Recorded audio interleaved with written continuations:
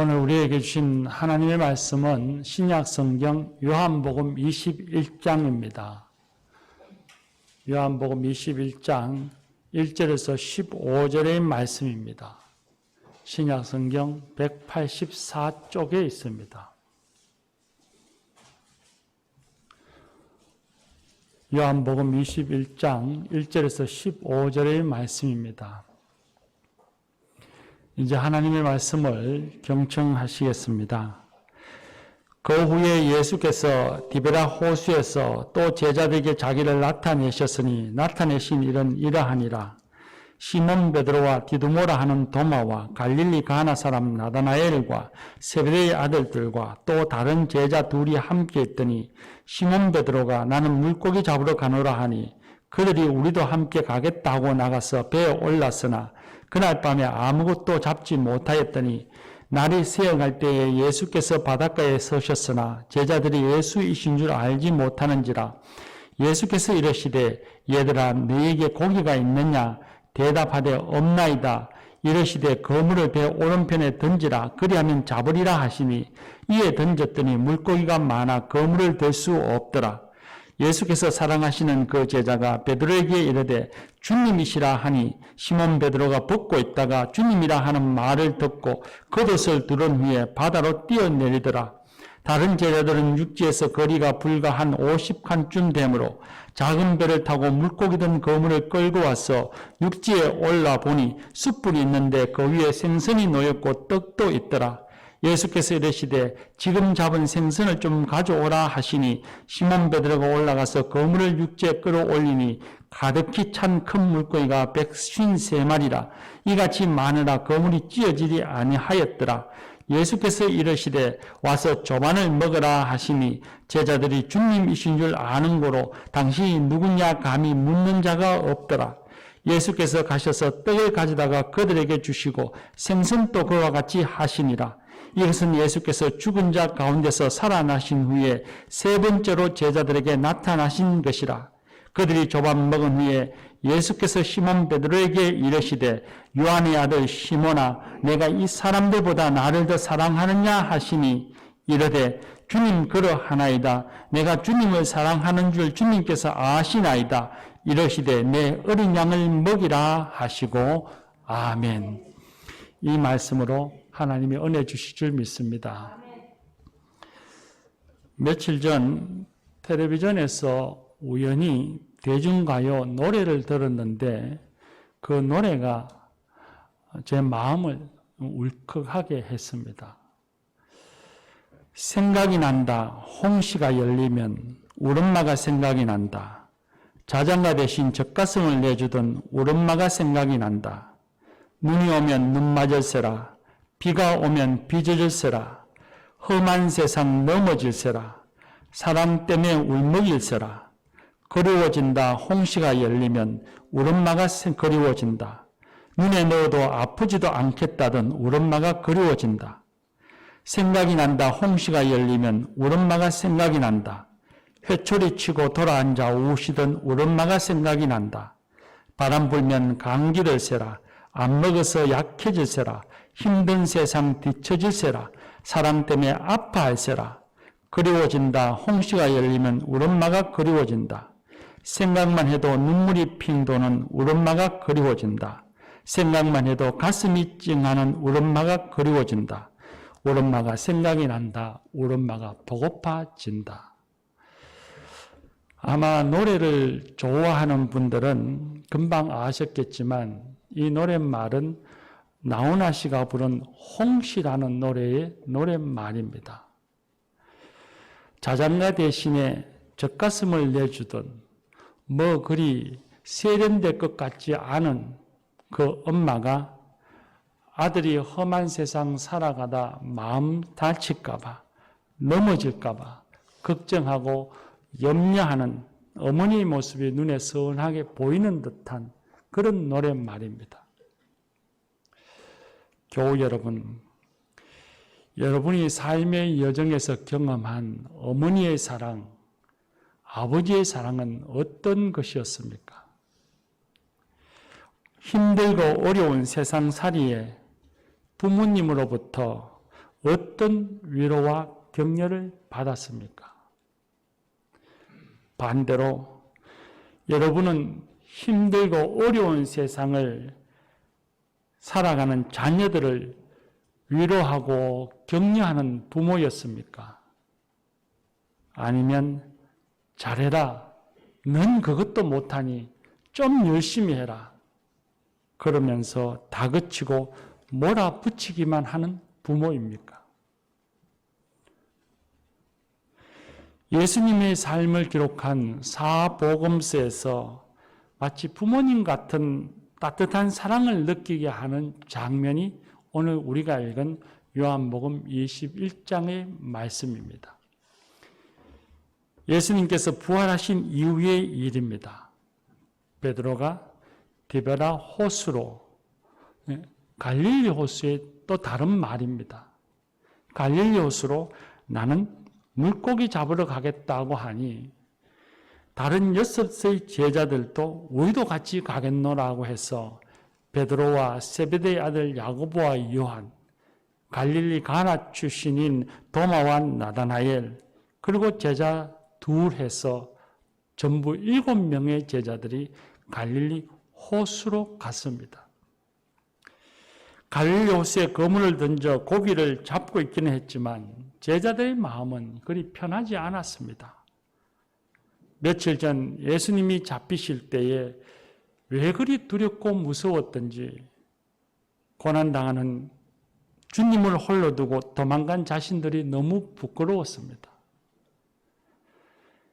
부활하신 예수님을 배웠지만 여전히 부끄럽고 무엇을 해야 할지 막막하고 도피하듯이 갈릴리에 와서 고기를 잡고 있으니 그리 신날 것도 없고 그물도 손에 잡히지 않았습니다.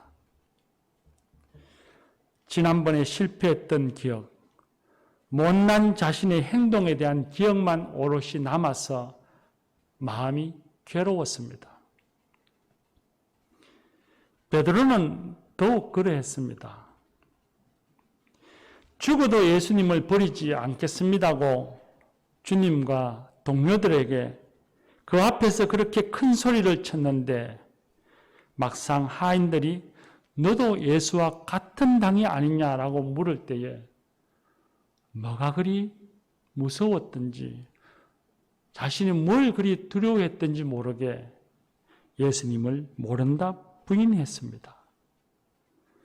3번이나 부인하였던 자신의 연약함과 비겁함을 생각하면 자신이 그렇게 미울 수가 없었습니다. 부활의 예수님을 만났지만 반갑고 놀라운 마음 뒤켜낸 부끄럽고 죄송한 마음에 예수님과 눈도 똑바로 마주치지를 못했습니다.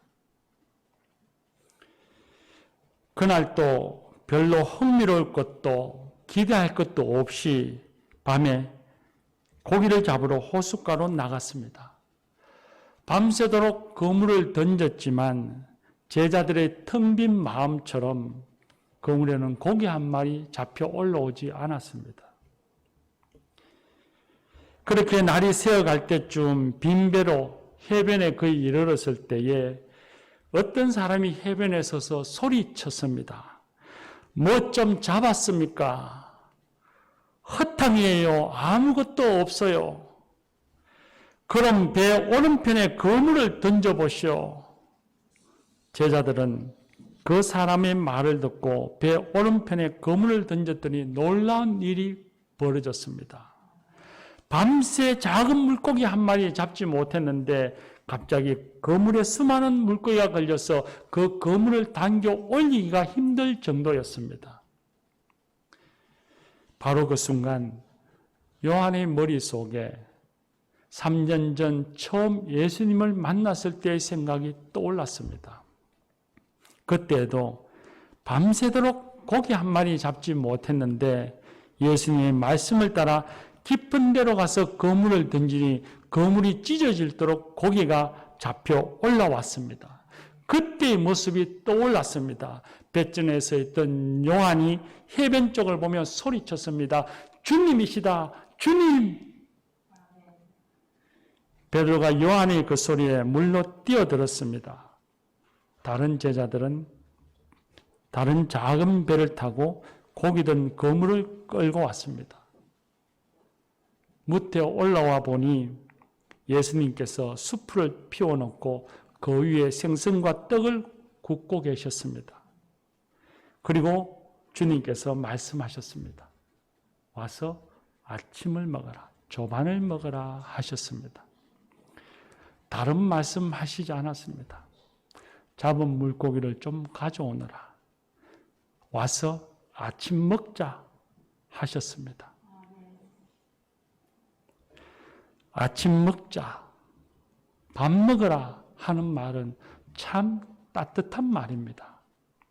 특히 우리나라에서 밥 먹으라는 말은 단순히 한 끼 식사를 하라는 말 이면에 힘내세요, 힘을 내어라, 용서한다 하는 그런 의미가 내포되어 있는 말입니다. 잘못을 범한 자녀를 엄히 꾸지람하시던 어머니께서 울고 서 있는 자녀에게 밥 먹어라 하시는 것은 내가 용서한다는 의미가 담긴 용서의 마음에서 나오는 말입니다. 그래서 밥 먹으라고 하는 그 한마디 말로 용서가 이루어지고 상한 마음이 치유되어지고 그 말 한마디로 다시 사랑의 관계로 회복되어집니다. 또한 세상살이에 지쳐 신음하고 낙심하여 방에서 나오지 않는 자녀에게 뭐라 말로 간섭하기도 어렵고 무슨 말로 위로하고 격려할 마땅한 말을 찾지도 못했을 때에 아버지께서 자녀의 방문을 똑똑 두드리면서 밥 먹으라 하십니다. 너의 고통과 아픔을 내가 다 안다. 세상살이 참 힘들지. 그래, 밥 먹고 힘을 내라. 그리고 다시 일어나 가야지. 그런 마음이 담긴 말이 밥 먹으라는 말입니다. 밥 먹자는 말입니다. 밥 먹으라는 이 한마디 말이 지친 몸과 마음을 위로해주고 치유해줍니다. 예수님께서는 실패하고 낙심한 마음으로 갈릴리로 돌아와 고기 잡는 제자들에게 예수님을 부인하여 모른다 하였던 자신의 비겁함과 나약함이 몸서리치게 싫어서 낙착한 베드로에게 밥 먹으라 하셨습니다. 그래, 힘들지. 내가 너희들 마음 다 안다. 용서한다. 지난날의 잘못과 아픔을 다 잊고 이제 다시 일어나 가자. 용서와 위로와 격려를 담은 말씀이었습니다. 예수님께서 구운 생선과 떡을 제자들에게 다 나누어 주셨습니다. 주님의 눈길과 얼굴에는 사랑이 가득했습니다. 때마침 바다로부터 떠오르는 그 아침의 햇살과 숯불에 비친 주님의 투박한 손이 부드럽게 여겨졌습니다. 마치 변화되어진 제자들의 마음 같았습니다. 이제는 마음에 짐을 내려놓았습니다. 자신을 용서할 수 있게 되었습니다. 무엇이든 새롭게 시작할 수 있는 용기가 생겼습니다. 베드로와 제자들은 울컥하는 마음에 음식을 제대로 먹지도 못했습니다. 음식을 다 잡수신 후에 예수님께서 베드로에게 물었습니다. 요한의 아들 시몬아, 너가 나를 사랑하느냐 물으셨습니다. 베드로는 잠시 아무 말씀도 드리지 못했습니다. 주님을 3번이나 부인했던 그 밤의 장면이 생생하게 떠올랐습니다. 그러나 자신이 못난 존재지만 예수님을 사랑하는 것은 분명했습니다. 짧은 시간 베드로의 마음에 온갖 생각이 휘돌아쳤습니다. 얼마나 시간이 흘렀을까요? 베드로가 입을 열었습니다. 주님, 그렇습니다. 제가 주님을 사랑한다는 것을 주님이 아십니다. 그 말을 들은 예수님이 제자에게 베드로에게 말씀하셨습니다. 인자한 얼굴로 베드로를 향하여 내 양을 먹이라 말씀하셨습니다. 이 질문과 명령을 3번이나 반복해서 말씀하셨습니다. 부활하신 예수님을 만나 세상으로 나가라는 말씀은 들었지만 무엇을 해야 할지 알지 못했고 자신 같은 죄인이 무엇을 하겠는가 하며 갈릴리로 들어와 버린 이 베드로. 그에게 예수님이 찾아오셔서 용서와 위로만 하시는 것이 아니라 무엇을 해야 할지를 가르쳐 주셨습니다. 어떻게 살아야 할지를 가르쳐 주셨습니다. 베드로가 살아가는 그 서 있는 자리의 위치가 어디인지, 베드로가 살아가야 할 삶의 방향이 무엇인지를 가르쳐 주셨습니다. 베드로, 너는 내가 사랑하는 사람이고 너는 나를 사랑하는 사람이다. 이것이 너의 정체성이다. 이것이 너가 서 있는 삶의 위치이다. 이제는 무엇을 할까 고민하지도 걱정하지도 두려워하지 말고 내 양을 먹여라. 내가 그리한 것처럼 내 백성을 섬기며 살아라 말씀하셨습니다. 베드로가 살아가야 할 방향을 분명히 가르쳐 주셨습니다. 주님은 세심하셨습니다. 그날 아침 내내 예수님은 어머니의 마음으로 베드로와 제자들을 위로하시고 아버지의 마음으로 그들에게 길을 가르쳐 주셨습니다. 부모님 같이 따뜻한 마음으로 제자들을 대해 주셨습니다. 사랑하는 교우 여러분, 갈릴리 호수 바닷가에서의 그날 그 아침이 저와 여러분의 삶에, 오늘을 살아가는 우리의 삶에 흐르기를 간절히 바랍니다. 삶의 어려움은 누구에게나 있습니다. 나만 어려운 것 아닙니다. 누구나 다 어려움을 겪습니다. 문제는 그 어려움을 이기도록 우리를 감싸주는 따뜻한 사랑이 내게 있느냐 하는 것입니다. 삶의 목표를 잃고 의욕을 상실한 채 사는 사람들에게 가장 필요한 것이 부모님의 품 같은 사랑입니다.